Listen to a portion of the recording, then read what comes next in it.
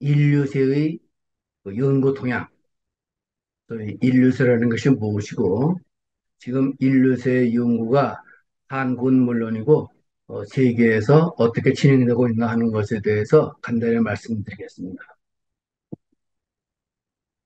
전에 말씀드렸지만 인류세라는 것은 영어로 anthropocene 가지고 홀로세라는 그 지구 지질 시대 연대가 있잖아요. 그 중에서 인류가 지구 환경에 큰 영향을 미친 시점부터를 별개로 설정한 개념입니다. 아주 그 중요한 개념이에요.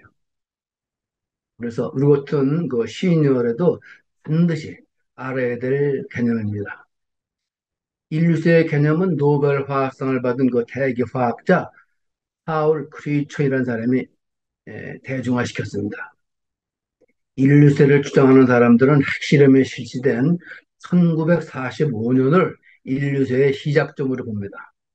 인류세를 대표하는 물질로는 방사능 물질, 대기 중에 이산화탄소, 플라스틱, 콘크리트, 심지어는 닭뼈, 그 지구의 그 600억 마리의 그 닭을 우리가 1년에 한 번씩 그걸 먹는다고 해요. 그래서 어, 인류세를 그 땅을 파보면 닭뼈가 상당히 나올 거다. 그래가지고 그런 말이 나왔습니다.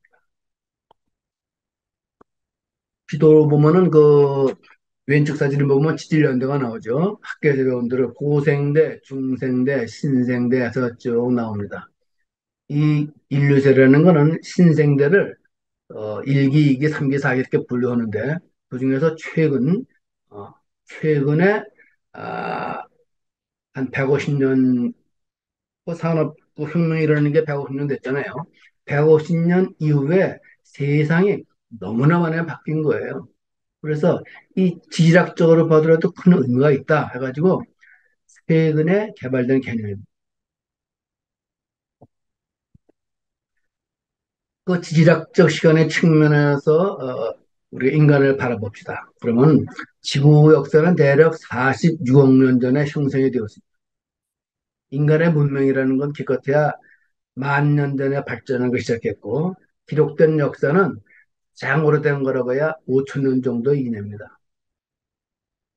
만약에 지구가 생성된 이후의 모든 시간을 나타내는 성형 시간이 1년에 달하는 영화라고 한번 생각해 봅시다. 1년 동안의 영화야. 그러면 문명이라는 거는 자정 1분 전에야 등장하게 됩니다. 그리고 인간의 생명은 불과 0.5초, 7, 80년이라고 그러면 0.5초에 불과하고 산업사회는 150년이니까 약 한 2초간 이 1년의 역사 중에서 지구 역사 중에서 한 2초밖에 안 되는 거예요. 근데 이 기간 동안에 인간은 지구 자원의 상당 부분을 사용했고 소비했고 다른 모든 종들을 자신의 목적에 따라 유용했고 이 중 상당수의 종들을 멸종에 이르게 했다고 학자들이 얘기를 합니다. 그래서 이제 인류는 생태권만 오염시킨 게 아니라 지구의 기후를 크게 변화시켜가지고 지구 자체가 위험에 처하게 됐다. 이런 얘기입니다. 그 지금 나도 놀랐는데 내 아들도 이 기후과학을 연구받았지만은 일본에서 많은 젊은 연구자들이 쏟아져 나오는 거 그거 제가 좀 놀랐어요. 내가 가장 최근에 본 감명 깊은 책은 호비 오드라는 사람이에요. 그 사람이 어, The Precipice, Precipice, Precipice 이런 책을 썼어요. 절벽이야, 절벽. 그러니까 인류의 운명이 쭉 발전하다가 쭉 발전해서 쭉 좋았는데 지금 가만히 보니까 우리가 절벽 위에 서 있더라 하는 비유로 어, 책을 썼는데 사람이 이 젊은 친구인데 옥스퍼드 대학교 철학과 교수예요. 그리고 인류가 직면하고 있는 커다란 문제들만 주로 연구를 했는데 그중에서 이 인류사에 대한 연구를 한 거예요. 이 사람도 그 원래 그 호주에 그 유명한 사람들이 많더라고요. 호주 멜버른 대학교에서 철학과 컴퓨터 과학을 전공했어요. 그리고 옥스퍼드 대학에서 석박사학위를 받았는데 난 이 책을 보고 상당히 놀랐어요. 야, 아주 너무나 표현이 좋다. 절벽이라는 표현이 아주 좋다. 우리나라 책에 번역이 돼 있어요. 그래서 이걸 절벽이라고 번역을 했고, 사피엔스의 멸망, 이런 식으로 했는데, 아주 볼만한 책이더라고요. 우리나라에도 많아요. 다 최근에 나온 얘기지만은, 어, 개혁파 선언이라는 책이 나왔어요. 그래서, 이정환이라는 사람하고, 이병헌이라는 사람하고, 조성학, 둘 다 교수인데, 우리나라를 갖다가 근대화 산업화 민주화라는 지난 150년의 역사가 이제 새로운 단계로 도약하지 않으면 안 되는 임계점에 도달했다. 이런 의미에서 책을 썼는데 내가 이걸 도서관에서 빌려서 보니까는 한국 사회도 조예가 깊고 인류사회도 조예가 깊고 또 활동가이기도 하고 말이에요. 야, 참 우리나라 젊은이들 참 대단하다. 이 친구가 책을 또 썼어요. 어스테크라 그래가지고 물론 이 책에 나오는 거는 네 명인가 다섯 명인가 어떤 과학자인데 과학자뿐만 아니라 활동가고 또 발명가인데 지구에 도움이 되는 그런 연구를 하는 사람들 넷을 인터뷰한 거예요. 그 봤더니 아주 재밌더라고요. 다시 인류세라는 걸 뭐냐 한번 우리가 돌이켜 봅시다. 인류세라는 거는 거기에 내가 인류세라는 책을 주로 많이 빌려본 거는 사실은 거기에 클라이브 해밀턴이라는 사람이 쓴 인류세라는 책이 있어요. Defiant Earth, The Fate of Human in Anthropocene 해가지고 말이에요. 사우스 타이틀이 그런데 이 사람이요. 전에 한번 얘기를 했죠. 이 사람 책에서 내 빌려서 간단히 정리한 겁니다. 인류세는 뭐냐? 인간과 다른 지구 생명들과의 균형이 유지된 가이아 1.0 시대는 이제 지나갔고 인간과 다른 지구 생명들과의 균열이 생겨난 가이아 2.0 시대가 도래했다. 그래서 가이아 시대는 신생기 제4기의 마지막인 홀로스에서 인류세가 등장했다. 아까 한 얘기고. 그럼 뭐 다 아시는 얘기예요. 인간의 영향이 너무 커가지고 인간의 힘과 자연의 힘 간의 균열을 어떻게 줄일 것인가. 여기에 대한 연구원을 학문의 인류세 연구원을 학문해요. 그리고 이 사람들이 주로 주장하는 거는 앞으로의 10년이 마지막 기회다. 마지막 기회를 살리기 위해서 2030년까지 탄소 배출량을 절반으로 줄이고 2050년에는 탄소 배출 제로 상태를 유지해야 된다. 참으로 이거 상상이 안 되는 얘기예요. 이 짧은 시간에 어떻게 이걸 해야 되나. 더군다나 트럼프 같은 사람은 대통령이 되자마자 이런 탄소 배출량 줄이자는 단체에서 탈퇴했잖아요.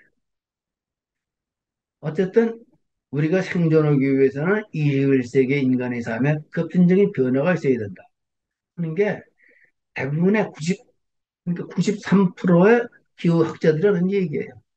근데 지금은 기후학자만 얘기하는 것이 아니라 사회학자, 철학자, 심리학자, 많은 사람들이 동시에 얘기를 하고 있고 여기에 대한 과학 논문이 엄청나게 쏟아져 있습니다. 그걸 다 볼 수는 없어요, 우리가. 사이언스만 해도 1년에 200편 이상 쏟아져 나온다니까. 그걸 어떻게 다 봅니까? 근데 여기에 대한 사람들의 신경을 못 쓰고 앉았는데 우리가 신경을 좀 써야 되겠다. 현재 전 세계 온실가스의 80%를 G20 국가들이 배출하고 있다. 다 많이 들었을 거예요. 그리고 기후위기와 저기 문제에 대해서도 많이 알고 계시고, 다시 말하면, 가난한 나라들은 말이에요. 또 빈곤한 사람들은 별로 물건도 쓰지도 않고 쓰레기도 안 버리는데, 실제로 이 사람들이 더 피해를 받는다. 뭐 이런 얘기에서, 이런 문제, 이런 점에서 기후 저희 문제가 나오고 있습니다. 이제는 혼란과 위기의 일류세인데 시간이 없다. 그렇기 때문에 지금 우리가 뭔가 해야 된다. 지금 우리는 모르지만은 거기 초등학교에서 공부를 엄청나게 시키고 있어요. 그래서 많은 어린애들이 특히 수원 시청 앞에서 아이들이 초등학교 나가들이 앉아서 시청 앞에 누웠다 그러더라고. 이후 이게 해결해 달라고. 지금 이 뿌리부터 젊은 애들이 오히려 더 열심히 활동하고 있는 것 같아요. 우리 같은 그 시니어들부터. 그래서 문제는 기후 안정이라는 게 이게 쉽냐? 지구의 기후는 정책적으로 쉽게 되달할 수 있는 기계가 아니다. 지구 자체가 자기 조절 능력을 갖춘 매우 복잡한 메커니즘인데 인류는 기후를 통제할 수 없지만 기후는 인류를 통제할 수 있다. 그래서 대규모 전염병을 만든다. 기후 이변을 일으킨다든가 그러는 방법으로 인류를 힘들게 할 수 있다. 통제할 수 있다는 얘기죠. 그때들이 보기에 이미 지구는 온난화 현상의 티핑 포인트를 지났으므로 양극의 북극과 남극이죠. 주로 이제 양극의 해빙과 녹아내리는 그 영구 동토층이라는 게 있잖아요. 여기에서 탄소 배출되는데 이런 문제, 또 아마존 원시림의 훼손 이런 것이 이미 비가역적 현상이 되고 말았다. 그리고 배출된 이산화탄소의 대부분은 천년이 지나도 그냥 남아있을 수밖에 없다. 그래서 여기에 대한 포집이라든가 지정 문제를 많은 학자들이 연구하고 있죠. 그런데 기후의 안정지대를 지나쳐 다시 돌아올 수 있다는 믿음은 과거에 대한 무지에서 비롯된다. 이 클라이브 해밀턴이라는 사람이 또 오랫동안 연구를 한 거예요. 근데 절망적인 얘기를 많이 하는데 이 사람 얘기는 우리가 어떤 지대에 멈추든 그곳에서 아주 오랫동안 같이 있을 게다. 인간의 지구 기후를 안정시킬 수 있다는 능력이 있다는 믿음은 틀린 것처럼 변화한 기후에 우리가 쉽게 적응할 수 있다는 믿음도 틀렸다. 온도가 조금만 높아도 우리가 못 견디거든. 지금 에어컨이 없이 지금 우리가 한여름을 지내기가 매우 쉽지 않잖아요. 이 대도시에서인데요. 그런데 몇 년 후에 뭐 1.5도에서 2도까지 쉽게 올라갈 수 있다는 건데 이게 이 적응이 절대 쉽지 않다. 그래서 여기에 대한 문제를 해결하려고 하면 밑에 인간 중심에서 지구 시스템적인 사고 체제로의 전환을 해야 된다. 그리고 물질 문명에서 생태 문명으로의 전환을 이해해야 된다. 나도 여기에 대한 고민을 많이 했어요. 옛날에 그 김종철 씨가 그 소위 생태 문명에 대해서 얘기할 때, 어, 한 내가 십몇 년 동안을 내가 녹색 문명, 녹색 평론이라는 책을 받아봤어요. 너무 절망적이야. 그래서 보다가 이게 해결될 것 같지도 않고, 그래서 사실 내가 몇 년 전에 끊었는데, 언제 끊었냐면 내가 김종철 씨 돌아오고 나서 내가 돌아가시고 나서 2년 전인가요? 오늘 끊었어요. 다시 이걸 내가 지금 볼상고로 하는데, 예.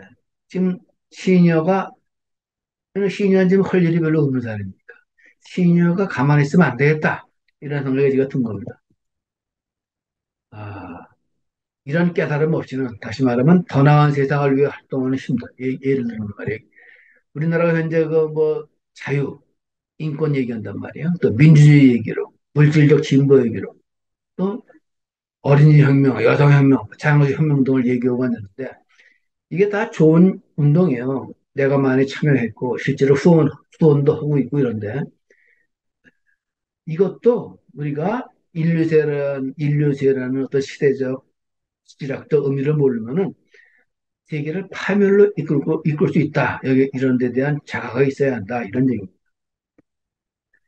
또 우리나라에서도 이런 데 대한 연구가 생기기 시작했어요. 몇 년 전에, 한 5년 됐어요. 사실. 지금 활동도 별로 없었지만은, 카이스트, 대전에 왜, 카이스트가 있잖아요. 대전에 카이스트 인류세 연구센터라는 게 있어요. 그 인류센터지만 내가 갖고 있던 옛날에 그 대우고등기술연구원에 그 정보센터라는 거는 수십 명의 연구원이 있었는데 여기는 몇 명 안 돼요, 연구원이에요. 그렇지만 의미가 커요. 실질적인 연구를 하고 있어요. 실제적인. 그리고 전 세계적인 학자들과 서로 같이 합해서 연구를 하고 있어요. 그렇기 때문에 시작은 별로 볼 거 없지만 앞으로 많이 의미가 있다. 카이스트 인류세 연구센터는 다 학제적 관점에서 인류세의 과학적, 물질적, 사회적 증거를 탐색을 하고 새로운 미래를 모색하는 연구기관이다. 여기 그 센터장이 그 박범준이라는 거예요. 이 사람이 그 오늘 기사에 그 기고를 했어요. 서울과학교육에. 딴 데는 없는데 이 사람 얘기가 거기에 자세히 나와 있다. 그래서 내가 간단히 요약을 했습니다. 말했듯이 우리는 인류세에 살고 있다. 지구 위기에 대응하는 우리의 자세는 무엇이냐 하는 것에 대해서 기자하고 서로 얘기를 한 거예요. 인류세의 시대다 지금은. 인간 너머의 관점에서 우리가 세상을 바라보게 된다. 그런 얘기고 또 인류세의 문제는 지구라는 행성적 차원에서 인간과 자연이 수많은 다른 요소들과의 복잡하게 상호작용을 영향을 주고받는 현상으로 뭐 이해해야 된다. 인류의 문제라니까. 인간 중심적 환경 개선은 녹색 자본주의 형태로 나타나 원래의 목적을 흐릴 때가 있다. 예를 들면 이명박 정권 때 내가 그 친구가 녹색 문명이라고 얘기할 때 아주 내 기분 나빠했거든. 왜냐하면 이게 자본주의예요. 근데 캐피탈리즘을 뭐 개선하지 않으면은 희망이 없어요. 그냥 완전히 장사한 거야. 녹색 자본주의로. 이런 형태로 말이에요. 나가면 안 된다. 이런 얘기예요. 그리고 인류세의 개념은 지금까지 인간과 자연이 맺어온 관계에 대한 반성을 촉구한다. 그동안 인류가 자연을 통제하고 이용 가능한 자원으로만 대했던 태도에서 이제는 벗어나야 된다. 인간도 지구 시스템의 일부로서 행성적 차원에서 생각하는 인간 너머의 관점으로 전환이 필요하다. 이거 우리나라 옛날에 있었던 거예요. 동화에도 있었고 노자도 이런 생각이고 그래 동양에 옛날부터 있던 거예요. 이게 요새 와서 인간이 갑자기 힘이 세져 가지고 인간 중심적으로 모든 걸 해서 그렇지 옛날엔 다 동양도 그렇고 서양도 그렇고 다 있었어요. 서양보다 물론 동양이 훨씬 더 자연 중심의 시스템으로 생각을 했죠. 여기서 뭘 연구하냐? 여기는 크게 세 가지 연구 파트가 있어요. 센스자는 그 센싱 그룹이 있고 두 번째 인해비팅 그룹이 있고 이매지닝 그룹이 있어요. 그래서 센싱 그룹이라는 거는 인류세 시대의 전 지구적 환경 변화를 과학적으로 포착하는 연구를 통해서 손상된 행성 형태를 파악한다. 몇 가지 연구를 했더라. 연구 결과도 내놓고 또 이네비팅 그룹이라는 건 인간 삶의 양식에 대한 연구를 수행을 하고 이 인간 그 라이프 스타일을 좀 더 기술적으로 어떻게 정리하냐, 좀 더 환경적으로 만드느냐 여기에 대한 연구도 몇 개 있고 또 이미지닝 그림이라는 거는 인간과 지구 관계를 새롭게 모색하는 예술적 상상을 시도하는 거예요. 이건 좀 과학하고 좀 거리가 먼 것도 같지만은 다른 그룹의 연구 성과를 예술적 상상력을 통해서 표현하는 데 중점을 두고 있다. 그래서 특별 지원이나 교육 프로그램을 통해서 시민과학 활성화에 도 힘쓰고 있다. 적절한 건 어때요? 어쨌든. 그래서 이렇게 성과도 만들어 놓고 있고 그런데 현재 많이 거의 알려져 있지 않단 말이에요. 결과적으로 지금 당장 변하지 않으면 내일은 없다. 그 변화의 시작은 인간이 주변 환경과 분리된 독립적인 존재가 아니라 모든 비인간 존재들과 연결되어 운명을 함께하는 존재임을 깨닫는 게 제일 중요하다. 이런 얘기인데 지금까지 내가 얘기를 너무 짧게 얘기를 했어요, 사실. 왜냐면 사실 다 많이 알고 있잖아요. TV에서 맨날 저 기후 얘기 나오고 그 EBS에서는 인류세에 대해서 시리즈로 3부작을 만들려고도 했어요, 사실은. 그리고 전 세계에서 맨날 여기에 대한 얘기도 많이 영화도 많이 나오잖아요. 많이 알고 있는데, 많이 알고 있는 거고, 우리가 실제로 행동하는 건 많이 틀려요. 그래서 다음에 내가 뭘 얘기를 하냐면은, 인류세에서 시니어가 어떤 활동을 해야 되나. 우리도 뭔가 해야 되잖아요. 그래서 이미 사실 근데 인류세가 아니라도 우리는 사실 많이 전에 이미 해왔어요. 어떤 우리 전에 오랫동안 강의도 해오고 한그 베터 월드 핸드북이라는 게 인류세 얘기예요, 사실.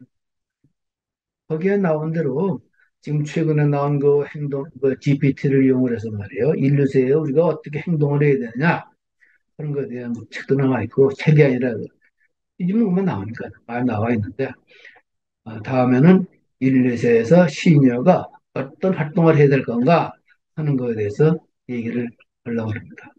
이상 오늘 강의를 마칩니다.